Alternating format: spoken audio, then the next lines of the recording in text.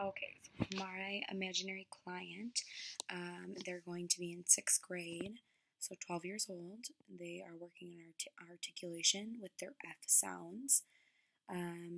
So what I would have planned for their therapy is when they come in, I would say, okay, so today we're going to be working on our F sounds, and I would explain how that works, and I'll do that in a little bit, a little later on. But as far as what we're going to actually do during therapy, there's these card games that we use currently in my clinical setting for my internship, and each of the cards has different phrases with that sound. So if it was the F sound, a card might have three different parts. So the first part would be Freddie, and then the second part that they would say would be Freddie went fishing, and then that third part, that third sentence they would say would be Freddie went fishing on Friday.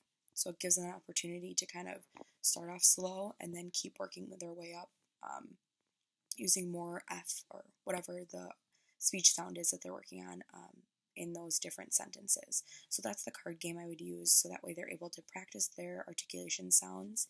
And what I would do with those cards is I would play Go Fish.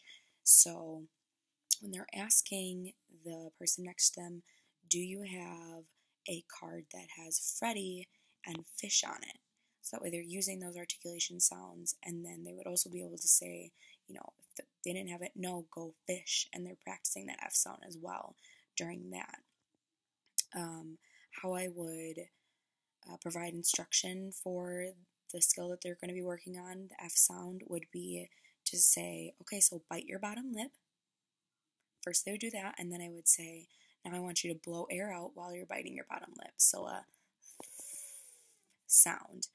And if they were having trouble keeping their lip in, I would say, okay, why don't you take your finger and push your lip up while you're also biting. So they're making sure they're really getting that lip in there and making that sound. If we were working on this sound and they produced the target incorrectly, I would stop them so they're not continuing to do it incorrectly, and say, okay, that's okay. Let's take a step back. Let's go back. Let's do our model. So bite our lip, blow. Do that about 3 times. So, and then I would have them start off with just the sounds. So like fee, fi, fo, and I would model that and then have them do it back. And then I would do words like fork, and then I'd have them say it, and then like free, fish, and then have them say it.